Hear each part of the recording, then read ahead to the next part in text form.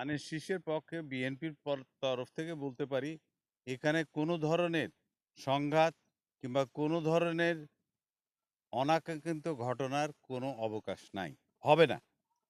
এটা 100% নিশ্চয়তা দিচ্ছি। আর নির্বাচনী পরিবেশ আপনারা দেখছেন আজকে, যেমন এই যে আদিবাসী যারা আছেন, এ আস্থা পুকুরের এদের সাথে কথা বলছি। আমাদের কাছে সব ধর্ম সমান। আমরা কোনো সাম্প্রদায়িক দল না। আমরা অসাম্প্রদায়িক দল। আমাদের কাছে হিন্দু, মুসলমান, বৌদ্ধ, খ্রিস্টান সব সমান অধিকার।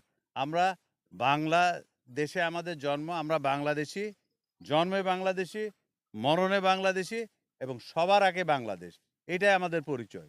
আমাদের পরিচয় কে বৌদ্ধ, কে ইসলাম, কে মুসলমান, কে হিন্দু, কে খ্রিস্টান সেটা দেখার বিষয় না। আমাদের দেখার বিষয় হলো আমরা সবাই বাংলাদেশী। যে আপনাদের ফ্যামিলি কার্ড নিয়ে জামাত ইসলাম বিভিন্নভাবে বক্তব্য দিচ্ছে বড় বড় মঞ্চে, এটাকে সম্পূর্ণ ভাবতাবাদী এরকম কথা বলছে, এই কথার প্রেক্ষিতে যদি কিছু বলেন।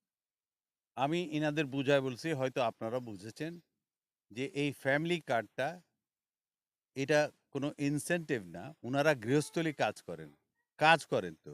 ওনার ছেলে মেয়েকে দেখাশোনা করেন, ওনারা না রান্না বান্না করেন, ওনারা স্যার, আমি বিছানা। প্রশ্ন করেছি আপনাকে, জামাত আপনাদের এটাকে ভাবতাবাদী বলছে, নো, এই প্রেক্ষিতে কি বলবেন? একেবারে 100% যে ভাওতাবাজি বলতেছে তাকে বলে দিবেন যে তারাই এটা বিভ্রান্তি ছড়াচ্ছে। আমরা যেটা কথা দিই সেটা কাজে বাস্তবায়ন করি।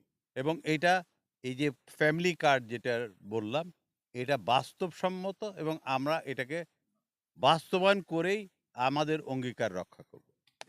ধন্যবাদ।